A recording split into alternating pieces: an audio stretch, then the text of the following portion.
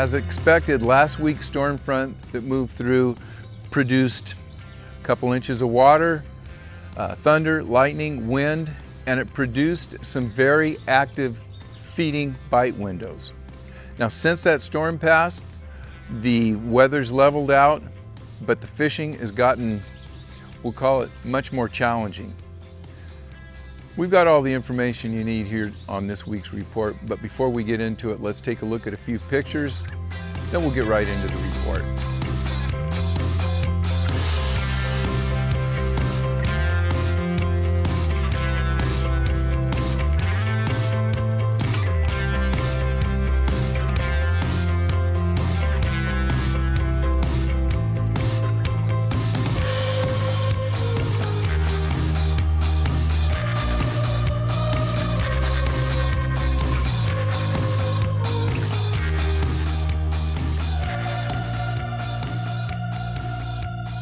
Hi everyone, thanks for joining me. You're watching In Deep on the Delta. This is the weekly fishing report for April 30th. And you know, maybe for the first time all year, Clear Lake was not what I would call the #1 lake in Central or Northern California. I guess you can choose your location where you were. If it was the first of the week, it could have been the Delta. Maybe that was the #1 place you wanted to be. We're going to bypass the news. There's some stuff on the horizon, but nothing that needs to be talked about today. So we're going to bypass the news, and we're going to start off with Clear Lake. And I talked to Clear Lake Outdoors, and you know, it's for the first time this year, they reported that the fishing was tough. It was hard to put a limit in the boat. No reports on any of the big tournaments. We know the one bass tournament, which is now 10 days ago, produced some pretty good tournament weights at the top, but all in all, that was tough fishing. And since then, I've gotten several reports from just weekend anglers that have gone up there and really struggled. You know, 2 fish days, 3 fish days, hard to put even 5 fish in the boat. So when I talk to the folks up at Clear Lake Outdoors, still lots of bait, lots of fish. They're just hard to hook. They're just not biting. And maybe the top bait this week that they talked about was a prickly pear, which is one of the, I don't know what you'd call it, you know, one of those oddball kind of amoeba looking baits. You know what we're talking about. It's called a prickly pear, and that's been the #1 bait for catching fish up at Clear Lake this week. Also, Ned rigs have been working the smaller baits, the more finesse stuff. You're catching smaller fish. They are reporting that, you know, with the moon phase and everything, they expect the fishing to rebound. If you want to get the information from Clear Lake Outdoors, you can call them at 707-262-5852, and they'll give you all the up-to-date information that you're going to need. I also talked to Aaron out at Central Valley Bait and Tackle. Don Pedro, along with most of the Mother Lode lakes, it looks like the spawn is, I'll just say, 90% past. The fish are off the beds. It's hard to find any beds up at Don Pedro, and I've had some friends that have been fishing up at Maloney's and have seen a recent drop in the production at Maloney. So I'm imagining that all the Mother Lode lakes are pretty much done with the spawn. Aaron's saying the fish up at Pedro are still biting, but they're deeper. You want to fish from about 10 to 20 feet deep. They're off the beds. A lot of fry garters. You can throw jerk baits, underspins, things like that the fry garters will come out and grab. If you want to bounce some baits off the bottom, you can also throw some drop shot and jigs, and you'll catch some fish. But by and large, the Mother Lode's kind of in a rebound situation. The spawn is over, and we're going to get into summertime fishing here real shortly. And also, Aaron said that there's some pretty good topwater fishing up at Pedro. You want to throw some walking baits, but stay on them. You've got to stay on them to catch the fish. You may catch a bigger fish on a walking bait now than you will on anything else. But that's the report from Central Valley Bait and Tackle. And if you want to get a hold of Aaron to see what he's got going up there, give him a call at 209-427-0118. With that, let's move along to the Delta, and we got a lot going on here. All in all, you know, the Delta has just not been in any type of consistent weather pattern, and we have not been in any type of consistent bite pattern other than maybe the stripers there a couple weeks ago when they were coming in, we had a pretty consistent bite pattern. We'll talk about that in just a minute. But you know, we got to have some stable weather here. We've got a moon phase that should produce some big numbers of females on beds that hopefully do some productive spawning. And after those females start to recover, we're going to start to see more and more bigger fish. Now, I'll talk about that in a minute. We'll start with the stripers. Then I want to talk a little bit about the spawn here, the largemouth bass spawn here on the Delta. But let's start with the stripers.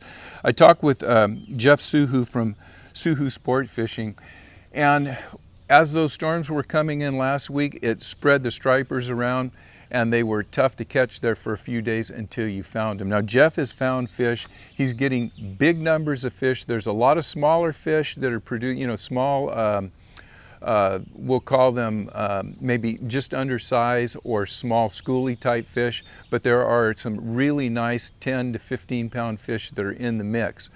Jeff has been live baiting. When he finds the fish, he's been doing a lot of vertical jigging, and that has been fun for Jeff the last couple of days. He's been really knocking some big numbers out. A lot of times clients have 2 or 3 hookups at a time, vertical jigging in these schools of striped bass. Now, Jeff is predicting that most of these stripers, they look like they're pretty much getting spawned out, and he's predicting another 2 or 3 weeks that they'll stay in the system before they move back to the bay. If you want to get Jeff on a trip, now is a good time. You're probably going to get a lot of fish. You're going to see a lot of action. Call Jeff at 925-899-4045. Jeff will be on the Delta for another month or so. And as that striper bite starts to die off, he's going to move out to the bay. He may be doing some crabbing, he may be doing some salmon, he may be doing some rockfish. I'll let you know what Jeff's doing as things come about. So that's Jeff Suhu at Suhu Sport Fishing. Now, I also got a call or had some communication with Joe from Core Fishing. He's been doing very well, but there's a caveat with that. He's fishing the gray times, just after the sun comes up in the morning and just before the sun goes down in the evening, and that's when he's been picking up his fish. He's moving around a lot. The fish are schooled up. Joe mentioned that his last trip, he probably made 30 stops. He's throwing topwaters, he's throwing paddle tails, he's throwing walking baits. He throws 5 or 6 casts. Maybe at a point somewhere along up and down the channel where you get some moving water, where these sloughs are dumping into the channel, and he's moving quick. 5 or 6 casts. If he doesn't catch a fish, he's moving around. Midday has been really tough for Joe and a lot of his people that he talks to, but if you can get out there and fish the gray times, just after the sun goes up and just before it goes down, you've got about an hour and a half to maybe catch some really good stripers. There's some big fish coming in. The other day I was out, I think it was Tuesday, and one of my new friends, and I believe this was Aaron, came by and he saw me out there fishing. We chatted a bit, and Aaron showed me this picture of a 17-pound fish that he caught somewhere right outside of Paradise, not too far. So there are some big fish in the system. If you want to catch them, make sure you get out fairly early and stay out till dark. That's the striper report. Okay, let's get into the largemouth bass. We'll go through some tournaments, and I do have Rob Cloutier on today, special guest. He's going to talk about what happened at the Bass Hole tournament, and he's also going to give you a rundown on what he suspects might happen in the next week as we go through this full moon cycle that we're on right now. So the last Delta Bass Club tournament, it took about 17 pounds to win it. Thursday night tournament, I keep calling it the Thursday night tournament. It is the Thursday tournament. Last Thursday, the South guys went out, and I think they had 9 boats out. It took 18 pounds to win. Then they had a 17, a 15, and a 15. 9 boats. Had 4 bags over 15 pounds. Not bad, but those top weights, 17 at the Delta Bass Club, 18 at the Thursday tournament. Not what we should expect. You know, at the Bass Hole tournament, they had about 50 boats out there, and I'm going to turn it over to Rob. Rob's going to talk about what happened to, what went on at the Bass Hole tournament last Sunday out at Oralwood. So take it away, Rob. Just wrapping it up, you know, we saw a total 50 boats today. Still pretty split down the middle. I think we had like 18 high rollers and the rest were all low rollers. Some good weights tonight. The low roller side was 24.99, almost 25 pounds to take it right there. The high roller side, 23.78. The big fish was like a 7.23 on the low roller side and an 8 something on the high roller side. Lots of 6 and 7s. A lot of 6. I think it took 17 and a half to cash a check. On 21 on the high roller side, 17 on the low roller side, but a lot of 17-pound bags and then a couple in that 20-pound range. A lot of those 5-pound fish are looking a little thin. Look, they're all in good shape, but a lot of those 5-pound females are looking a little thin. They were probably closer to 6 3 days ago, a week ago, 10 days ago. So they're getting into their spawn. Some of those fish were just Delta studs. The 7-pounders just hadn't dropped yet. You should watch the weights for this big pro-am coming into town next week. You'll see that somebody's going to bust a 30-pound bag. I guarantee it. You'll see a double digit, guaranteed. All right, thanks a lot, Rob. We're going to have you back on in just a minute. I want you to talk a little bit about what you think is going to come up here in the next week or so. So that was the tournament results, and you know, not too bad. The Bass Hole had a lot of good 17, 18-pound bags, 24-pound bags to win, and that's not bad. But the fishing was tough, and that, you know, let's get to the average guy that's out here. And I've been out almost every day. I've been talking to a lot of the guys at the dock. I'm seeing a lot of guys on the river, and there's a lot of sad faces. It's not easy. And that's one thing we have to keep reminding everybody about, because if you think you're going to come out here and catch a 20 or 25-pound bag, it's tough to do. So if you've been going out there and you've been putting one foot in front of another, that's what you have to do in order to catch a few fish out here. It's not going to be easy. So what I have found is that as that storm front passed through last week, it produced some very good fishing. But in between the very good bite windows, it was very difficult. Where are the fish holding? They're still holding tight to cover as far as the fish that I'm catching. And that brings us to talking a little bit about the spawn. Everybody starts talking about the spawn in February. We start seeing fish move into the shallows, and there are maybe 5 to 10% of the fish that come into the shallows in February, early March, maybe late March, that actually spawn. I am hearing from some folks in some areas they're starting to see balls of fry. In the Central Delta, all year I've seen 2 balls of fry within, I'll say, 5 to 10 miles of Paradise Point. And you know, that sounds like a lot of area, but you know, for the Delta, that's not a big area. So I do suspect that there are some areas down south and in some parts of the Delta there has been some more productive spawning. But I can tell you this, if what some people are saying that, you know, we're getting kind of halfway through the spawn, or we're getting towards the end of the spawn, if that's the case, we have had a terrible year of spawning because there's just not that many fry. I am suspecting that at least 50% of the fish that are going to be spawning are going to spawn during this moon phase and the next moon phase. And that 50% of the fish that will spawn, that's going to be the most productive spawning. With that being said, let's see what I say, if what I say comes true, and in about 10 to 15 days, we should be seeing some balls of fry running around here and a lot more fish offshore. A lot of the males will be fry guarding. If you want to catch fish right now, my opinion is you still have to be very close to cover, and you have to be very close to hard spawning bottom. If you have cover and places where fish can spawn, you're going to find a lot of males. You're going to get tired of catching the males, but if you are not fishing around the males, the bigger females are not there. So I guess what I'm saying, put up with catching males, and for every 10 or 15 males you catch, you're going to get lucky and get that 3-4 pound fish. for every 20 males you catch, you may get a 4 to 5 pound fish, and then you got to be on your game to catch those fish that are over 6 and 7 pounds. I know Christian, when he was winning the tournament at the Bass Hole, I think it was 10 or 11 o'clock before they had a fish in the boat. They ended up with that 24-pound bag, but I think they only caught 7 fish. The big fish that Christian caught was on a big fish of their bag was on a chatterbait. I think he said a red chatterbait. I know he was punching and frogging. And here's the deal: if you are a weekend angler and you want action, I would say stay with a worm. You'll want to start throwing a chatterbait. I've been getting some fish on toads. I've been starting to pitch bronco bugs. They're starting to pick up fish. My punch fish has not been that great, and when I am catching fish on the punch, they're not big. With that being said, if you are a tournament angler, you better have a punch rod in your hand, you better have a frog rod in your hand.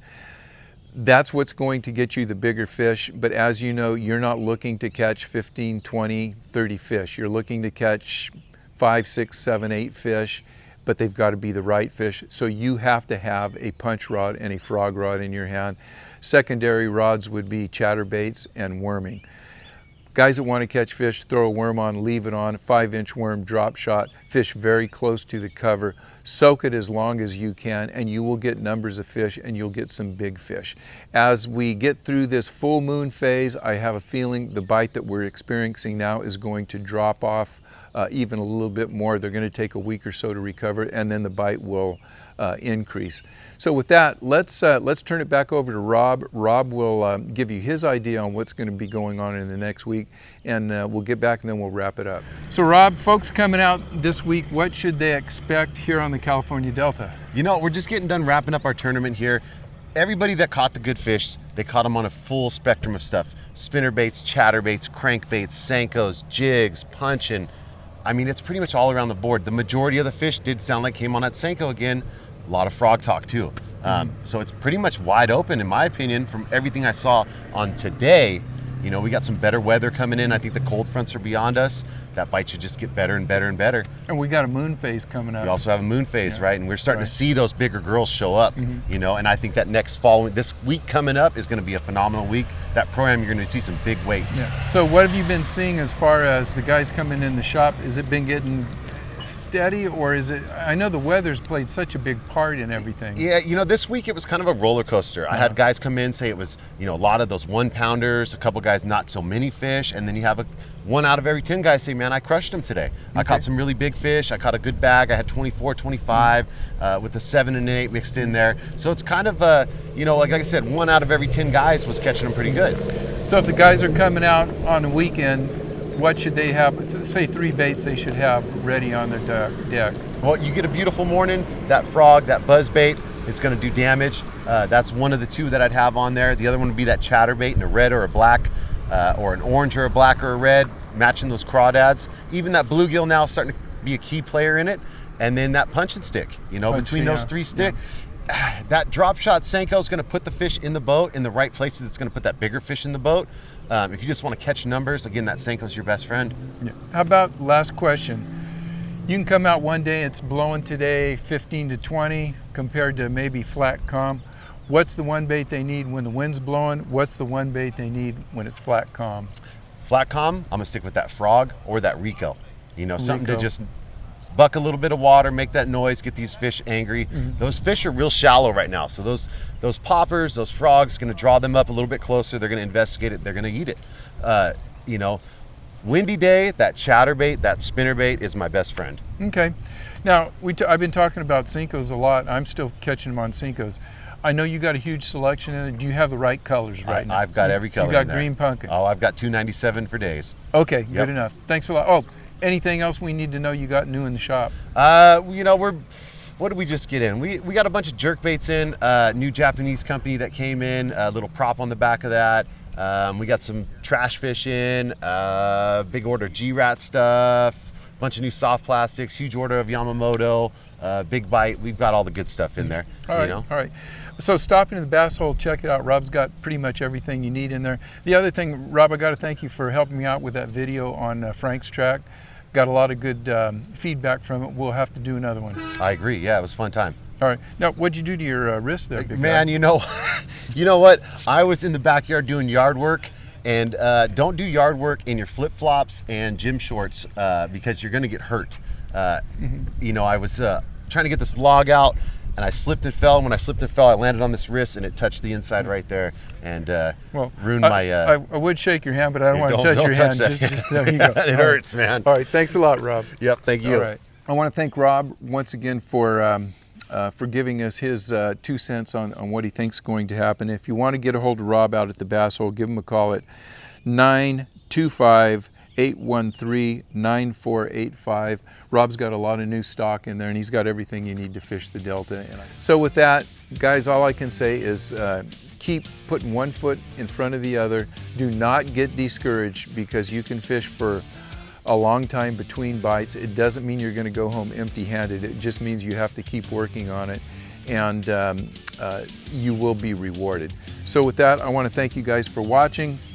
If you get a couple of fish next week, give me a holler. Send me a report at In Deep on the Delta, and that is S Cooper, SCOOPER 9561032 @gmail.com. Thank you guys for watching. Be safe. We'll see you guys on the river.